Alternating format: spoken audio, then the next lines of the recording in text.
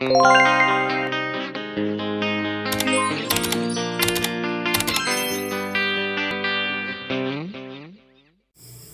everyone! It's me, Clara Matos. So for today's video ay samahan nyo nga po ako dahil magluluto po ako ng gulay. At ang lulutuin ko nga po pala ay ginataang talong na may sitaw. Bali pwede na nga din po sana siyang gawing pakbet. Kaso nga po ay nasira na po yung tinatago kong kalabasa. At wala nga rin po akong ampalaya. Kaya naman okay na nga to dahil lulutuin na natin itong sitaw na may talong. Syempre bago natin lulutuin ay syempre ipe-prepare na muna natin yung ating lulutuin. Bali yung ginawa ko nga po pala yung una, is-prepare ko na nga din po pala yung talong. At sunod naman yung sitaw. At ayan na nga po yung sitaw at yung talong. At kung may maririnig nga po kayo dito sa aking voice over, dahil dito ko nga po pala siya sa kusina voice over, dahil yung mga sounds po ng aking partner at ng aking baby dahil nanonood sila sa cellphone ay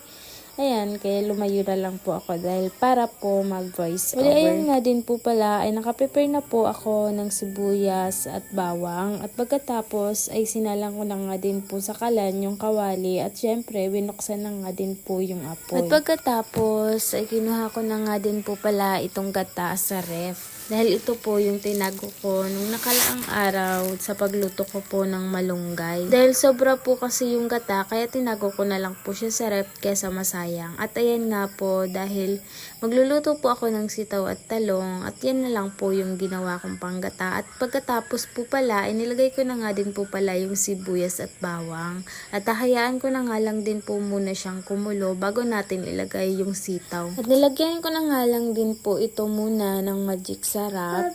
At pagkatapos ay hinalo ko na nga din po pala ito. At dahil medyo kumukulo na nga po itong gata, ay ilalagay ko na nga din po itong sitaw.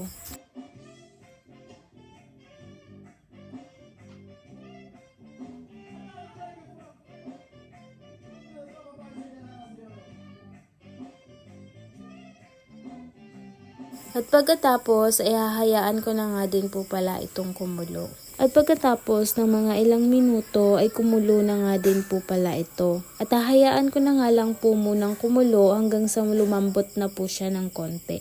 Bago natin ilalagay yung talong.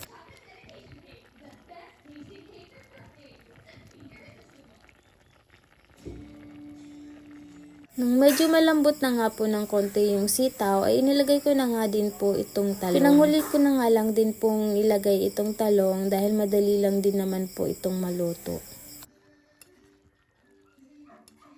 At pagkatapos ay nilagyan ko na nga din po pala ito ng asin. At kung nakaabot ka pa nga po dito sa video na to, ay please subscribe naman po ng aking YouTube channel and like and share.